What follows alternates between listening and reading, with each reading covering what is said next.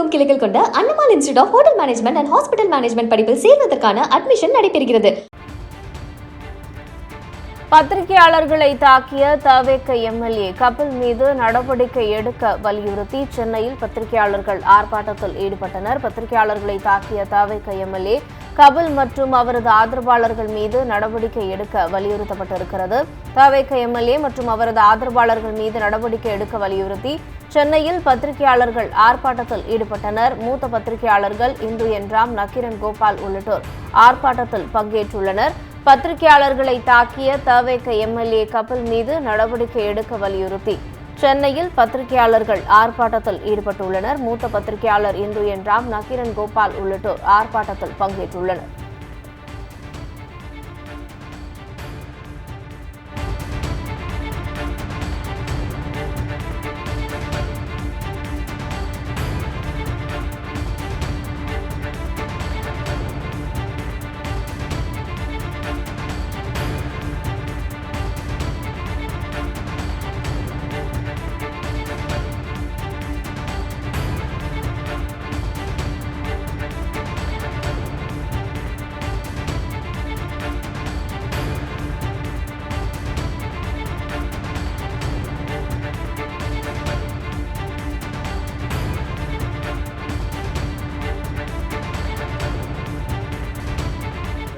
முடிவுக்கு கொண்டு வேண்டது நம்மளுடைய கடமை. கட்டாயமாக இவ்வளவு பேர் வந்ததுனால இது நமக்கு தான் வெற்றி கிடைக்கும்ங்கிறது நான் நம்புறேன்.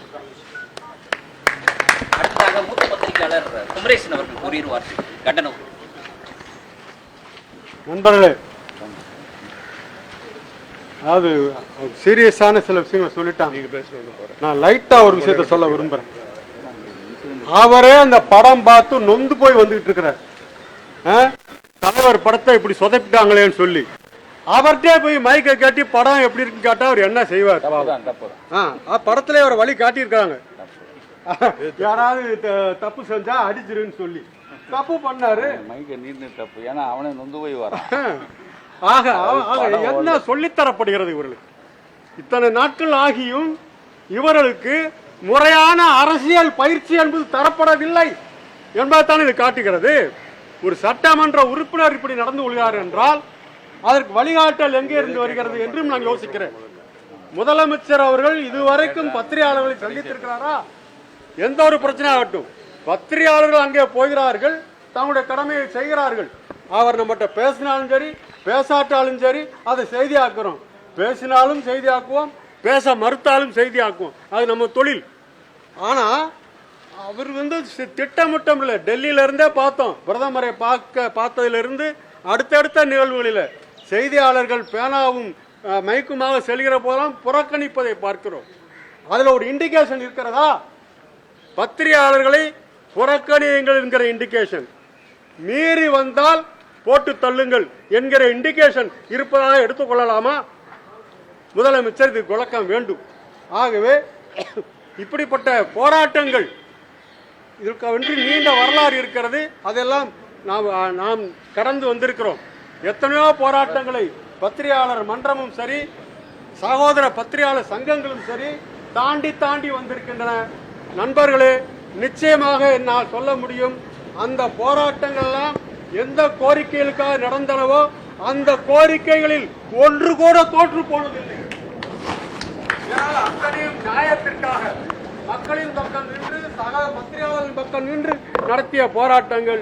இந்த போராட்டமும் அந்த வரலாற்றிலே சேரும் என்பது நிச்சயம். இந்த முக்கியமா உடனடியாக இப்படி ஒரு போராட்டத்தை நடத்தி பத்திரிகையாளர்களின் ஊடகவியலாளர்களின் ஒற்றுமையையும் உலகத்திற்கு எடுத்துக்காட்டும் வகையில் இதை ஏற்பாடு செய்த பொறுப்பாளர்கள் அனைவருக்கும் என்னுடைய பாராட்டையும் பங்கேற்றிருக்கிற அனைவருக்கும் என்னுடைய வாழ்த்தையும் தெரிவித்துக் கொள்கிறேன். நன்றி.